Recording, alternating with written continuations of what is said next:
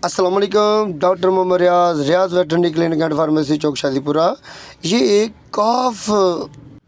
काऊ है, इसको three acid का मसला बन गया है। इसको 106 यानी कि 106 फ़ारेनहाइट तक टेम्परेचर हो चुका है और ये कुछ चीज़ ना खा रहा है, ना पी रहा है, ना दूध पी रहा है और ये इतना ज़्यादा कमज़ोर हो चुका है और डायरिया भी कर रहा है, जिसकी वजह से इसकी यानी कि लागरपन, कमज़ोरी का बहुत ज़्यादा इसको सामना करना पड़ा। तो हमने इसका क्या इलाज किया?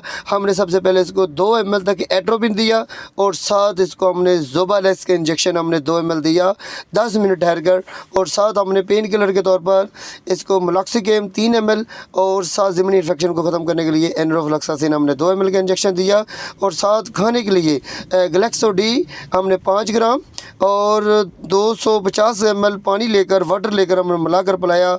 तो ये तकरीबन 8 घंटे के अंदर अंदर ही ये बेहतर हो चुका था। हमने दूसरी डोज भी जो पार 1 की थी, थैलेरी एसिड की थी, वो एक दिन छोड़कर फिर रिपीट की। ये अब बिल्कुल ठीक हो चुका है, ये तंदुरुस्त हो चुका है। ये दोगली नस्ल की जानवरों में जब यानी कि जब पार्चुरेशन का वक्त होता है तो अक्सर थैलेरिया का मसला बन जाता है।